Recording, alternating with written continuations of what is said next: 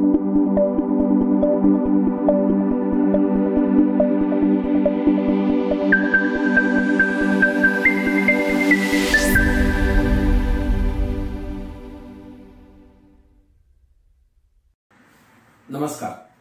ओम group ट्युशनमध्ये आपल्या सगळ्यांचं पुन्हा एकदा स्वागत करतो.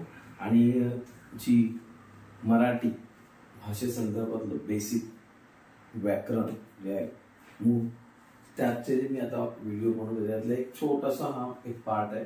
ॲक्च्युली हा आधी व्हिडिओ झाला पाहिजे होता, पण थोडंसं उशिरा होतोय कारण आता मी पण थोडी त्याच्यामध्ये घुसून डिटेलिंग करतोय. बरोबर.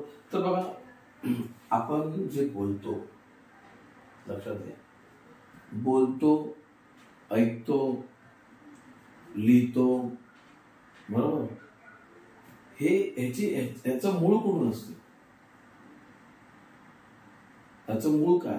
तर याचं मूळ आहे बद्दल लक्षात घ्या. तर बघा, जे आपण तोंडातून शब्द बोलतो, बरोबर, किंवा मुखातून एखादी आपले जे ध्वनी येतात, मी तुझ्याशी बोलतो, तुम्ही ऐकताय, त्याला वर्ण म्हणतात. लक्षात घ्या, वर्ण. त्याला काय म्हणतात? वर्ण. जे आपण बोलतो, जे आपली बोलीभाषा आपण बोलतो, बरोबर, ते बोलीभाषेतले जे काही शब्द बाहेर पडत आहेत, बरोबर, आपल्या तोंडातून जे काय बाहेर पडतं आणि समोरचं ते ऐकतो, बरोबर, त्याला काय बोलतात? वर्ण असं म्हणतात. जो ध्वनी बाहेर पडतो, जो ध्वनी बाहेर पडतो आणि तो समोर ते ऐकतो, बरोबर, त्याचा मग अर्थ लावला जातो, बरोबर, त्याला काय म्हणतात? वर्ण. नंतर मग अक्षर. आता ही जे ध्वनी बाहेर पडतात, बरोबर, त्यांना आपण काय करतो? लिहिण्याचा प्रयत्न करतो, चिन्हामध्ये लिहितो.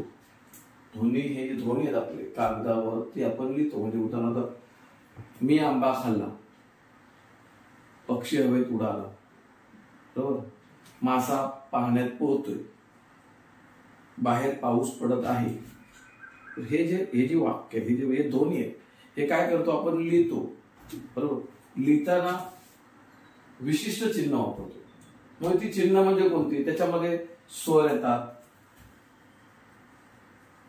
व्यंजन येतात, बरोबर, स्वर, व्यंजन, स्वरादी, बरोबर, या सगळ्यांचा एकत्र तो मिलाप केला जातो, बरोबर, आणि मग त्याच्यातून तयार होतात, बरोबर, स्वर, व्यंजन, बरोबर. त्याला म्हणतो आपण ती अक्षरे. ती काय असतात? अक्षरे. म्हणजे आपण त्यांना आता काय म्हणतोय, आपल्याकडे ती स्वर आणि व्यंजनाच्या रूपात आपण ती हे करतो. मराठी भाषा लिहायची म्हटलं तर आपल्याला पहिलं स्वर आणि व्यंजन यावे लागतं, बरोबर. म्हणजे जे ध्वनी आहे त्यांना आपण रूपांतरित कशामध्ये लिहिताना करतो? कागदावरती स्वर आणि व्यंजनांच्या चिन्हांमध्ये लिहितो. ती चिन्हच आहेत एक भाषेची, आपल्या लक्षात आलं. त्या चिन्हांमध्ये लिहितो आणि मग त्याला आपण काय म्हणतो? अक्षर. आता ही जी अक्षर आहे, बरोबर, शब्द तयार कसं होतो? अक्षर, वर्ण, वर्ण, नंतर अक्षर, आणि नंतर येतात ते शब्द. अक्षर एकत्र एका विशिष्ट क्रमाने लिहिली, अक्षर विशिष्ट क्रमाने लिहिली, तर मग त्याला एक अर्थ प्राप्त होतो, बरोबर. काय तयार होतो? त्याला एक अर्थ. जसं की आता आंबा, बरोबर, एक अक्षर आहे, एक अक्षर आहे, दोन अक्षर एकत्र आली, तयार झाला शब्द, बरोबर. नंतर मग सुनील, सुनील, ध्वनी, त्याला चिन्ह दिली, ही अक्षर दिली, अक्षरापासून तयार झालेला आहे तो शब्द. अशा पद्धतीने काय होतात? शब्द तयार होतात, बरोबर. म्हणजे वर्ण म्हणजे आपण बोलतो तो ध्वनी, त्या ध्वनीला आपण चिन्हात लिहितो, म्हणजे तयार होते अक्षर. अक्षर क्रमाने, विशिष्ट क्रमाने एकत्र आली, एकत्र विशिष्ट क्रमाने आली की तयार होतात ते शब्द. आणि शब्द एका विशिष्ट क्रमाने आले, लक्षात घ्या, शब्द जेव्हा एका विशिष्ट क्रमाने एकत्र येतात तेव्हा त्या शब्दांच्या समूहाला, त्या एकत्र ग्रुपला आपण काय म्हणतो? वाक्य म्हणतो. त्याला काय म्हणतो आपण? वाक्य.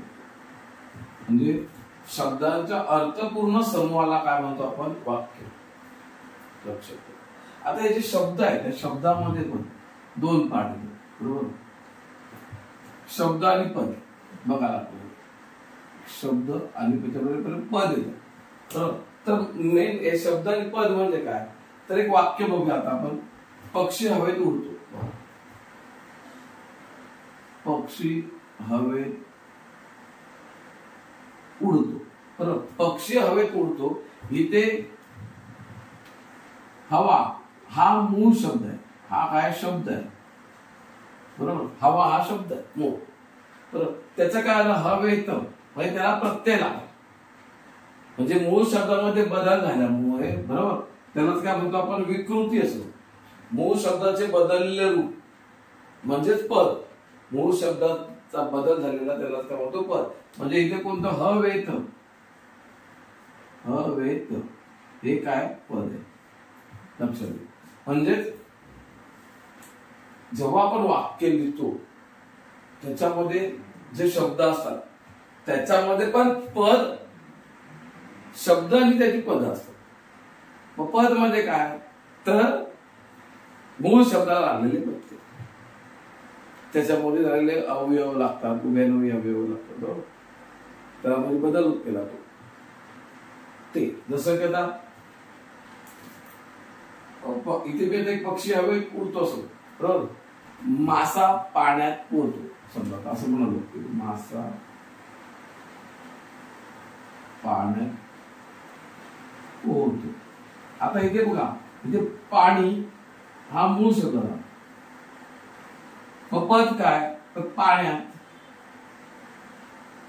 हे करायचं पद म्हणजे मूळ शब्दाचं बदललेलं रूप म्हणजेच पद. म्हणजे त्याला आपण विकृती असं म्हणतो. त्याला काय म्हणतो विकृती. तर अशा पद्धतीने बघा हे जे मराठी व्याकरण आहे त्याच्यामध्ये जी आपली भाषा आहे ती भाषेची सुरुवात अशी पुढे पुढे पुढे पुढे होत जाते बरोबर. आणि मग आपण वाक्य बनवतो. आता हे जे वाक्य बनतात हे शब्द तयार होतात. पहिले शब्द तयार बरोबर. वर्णांपासून अक्षर अक्षरांपासून शब्द शब्दांची वाक्य. तर हे जे शब्द आहे या शब्दांच्या पण अजून काही जाती आहेत. शब्दांच्या पण काय जाती. मग त्या शब्दांच्या जाती कोणत्या आहेत तर त्या मी तुम्हाला पुढील लेक्चरमध्ये पुढचं लेक्चर येईल त्याच्यामध्ये तुम्हाला समजावणार. तर आता हे तुम्हाला जे मी थोडक्यात सांगतोय ते समजून घ्या. म्हणजे तुम्हाला पण मराठी भाषेबद्दल तुडकं का होईना पण ज्ञान असलं पाहिजे थोडं. ती भाषा आपली आहे तर आपल्याला त्या आपल्या भाषेवर प्रेम आहे तर मग आपल्याला त्या भाषेबद्दल ज्ञान असलं पाहिजे नॉलेज असलं पाहिजे. म्हणजे कशी त्याची उत्पत्ती कुठून कुठून कसं कसं पुढे पुढे जाते ते बरोबर. तर माझा मी प्रवास चालू ठेवणारच आहे या माध्यमातून. तुम्ही पण जे काय किंवा तुम्ही अजून याच्यापेक्षा अजून तुम्ही अभ्यास करा डिटेलिंग करा. तुम्हाला अजून त्याच्यामध्ये काही ना काही सापडत जाईल बरोबर. आणि तुमचं नॉलेज मराठी भाषेबद्दलचं ज्ञान वाढत जाईल. तर तुम्हाला जर व्हिडिओ आवडला तर तुम्ही लाईक करा शेअर करा सबस्क्राईब करा.